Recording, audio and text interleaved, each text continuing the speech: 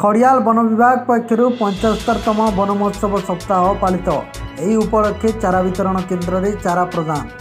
नुआपड़ा जिला खड़ियाल वन विभाग पक्षर 75तम वन महोत्सव सप्ताह पालित हो उपलक्षे रेंज कार्यालय सम्मुख में चारा वितरण केन्द्र स्थापन करी भारतर प्रधानमंत्री देइथिबा नारा देशर मां एक चारा रोपण करने आह्वान को पालन करछंती। वन विभाग पक्षर जड़े नागरिक को 1 टंका मूल्य रे गोटी चारा प्रदान करछंती। गोटी आधार कार्ड रे 10 गोटी चारा प्रदान करी रोपण करने को आह्वान करछंती। जुलाई मास 1 तारिख रु 7 तारिख पर्यंत एक सप्ताह पर चारा वितरण केन्द्र में चारा प्रदान कर निष्पत्ति होछि।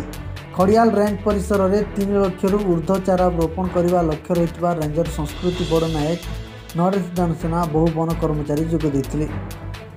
तरफ आम खड़ियाल रेंज रे 3 लाख चारा खंडे डिस्ट्रीब्यूट करने आमर लगे आदेश अच्छी। आम जुलाई 1 तारिख रु जुलाई 7 तारिख दिन 75तम वन महोत्सव सप्ताह पालन करेंगे।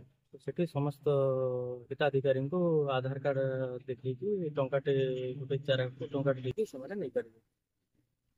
तो ये काना काना गछ अछि किन किन स्पेसिस हमर पाके अछि नीम अछि महुल अछि रिठा अछि शिशु अछि डालिम अछि तापरे करवनी अछि बाउंस अछि सब फॉरेस्ट स्पेसिस गुडा को सब अछि जहा को दरकार से माने टंकाटे देकरी नहीं पारबे। आ हमर माननीय प्रधानमंत्री महोदय हमर विश्व परिवेश दिवस रे नारा देथिले एक पेड़ माँ के नाम से हिसाब रे आपण माने समस्त निजर माँ के स्मरण करबे गोटे गोटे गछ निजर परिवेश को सुरक्षा करबा पई लगे पारिबे आ सुरक्षा करि पारिबे।